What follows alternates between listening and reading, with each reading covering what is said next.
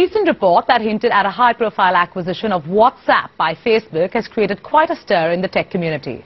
Although Facebook and WhatsApp have vehemently denied these claims, we're inclined to believe that there is no smoke without fire.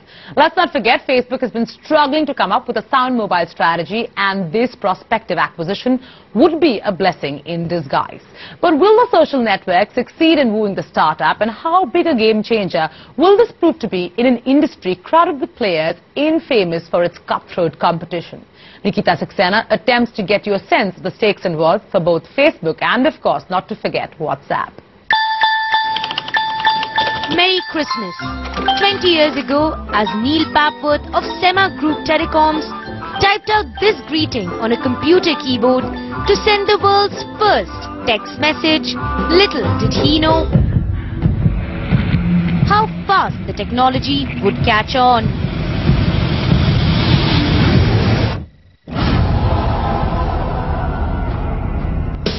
But today, the quintessential SMS faces a risk to its existence from a similar revolution in 2009, a revolution called WhatsApp, as a cross-platform mobile messaging app that allows users to send unlimited images, audio and video media messages in addition to basic text services. WhatsApp has taken the world by storm. Success that is reflected in its growth from 1 billion messages in October 2011 to 10 billion in April 2012. Success that has apparently caught the eye of social networking giant Facebook, that is now looking to acquire the company.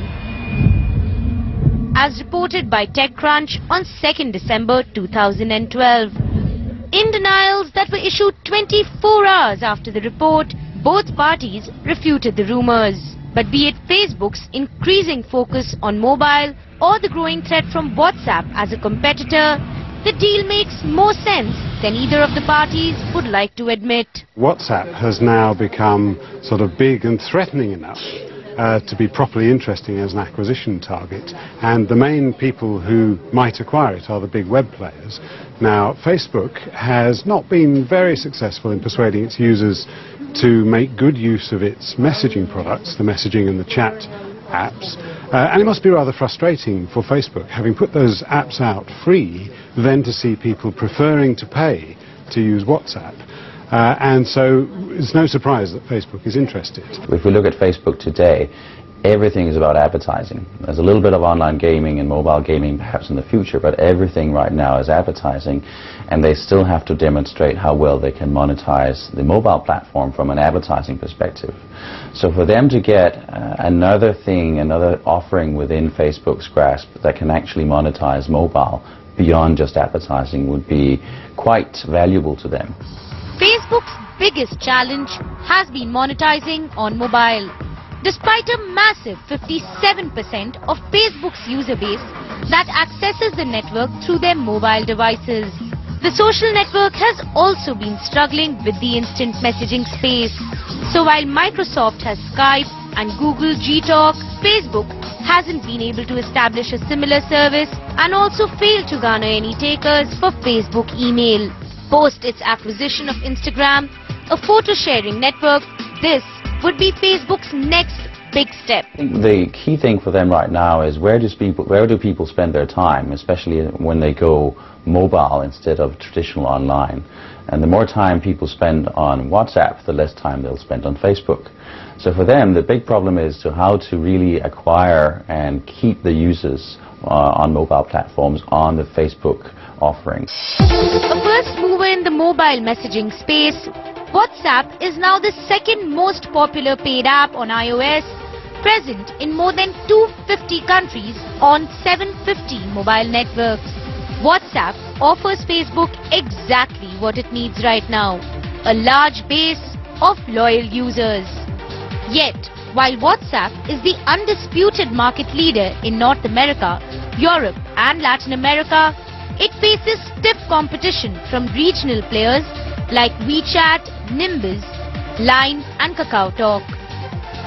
Figures that indicate Facebook may be rushing into the deal all too soon.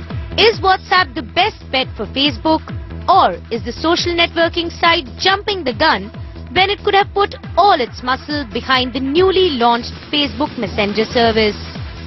There are very strong instant messaging networks in a range of other countries, particularly in some of the Asian countries, and so it may be that even if it acquires WhatsApp, Facebook would also need to acquire other companies in other countries to round out its coverage fully. And of course Facebook has just revamped its own messaging products, and so it has a number of options.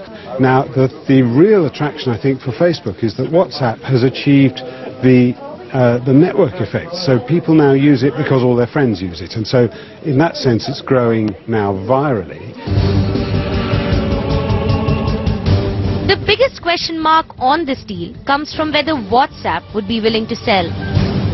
As a successful business that has no fear of losing out to a competitor just yet, WhatsApp has the upper hand in this deal. WhatsApp's business model relies on subscription-based revenue and not advertising. Facebook, on the other hand, is completely advertising dependent. Hence, the ideological clash may pose to be a deal breaker. Instagram was $1 billion with 12 people, been running for a couple of years. I mean, I can't imagine if the sale does go through or the acquisition does happen, that Facebook will absolutely pay over the odds for it. I can't imagine that those guys would sell for anything less, because right now they don't need to sell. They hold all the power in terms of that relationship. However, Facebook has been attempting to include paid features as a part of its portfolio, as seen with the recently launched Facebook Gift Center.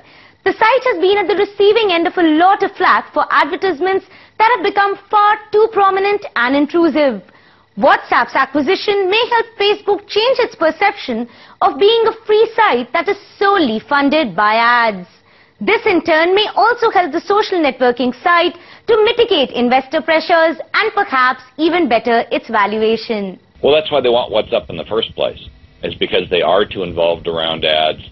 They need another revenue stream, and they need to be able to showcase that they can do something, accomplish something big. Because right now they're underneath the cloud. People just don't believe that they can grow their revenue like they once did. And so the end result is Facebook's trying as hard with an acquisition like this to change their own image as they are to acquire the technology. I think the investors would see Facebook overpaying for this property as a negative, and users would probably not, particularly WhatsApp users, would not find this an attractive change either. But with WhatsApp's founders strongly opposed to startups that sell out and company DNAs that are as different as chalk and cheese, the bigger question is whether Facebook will be able to pull it off at all. Remember, stay focused and keep shipping.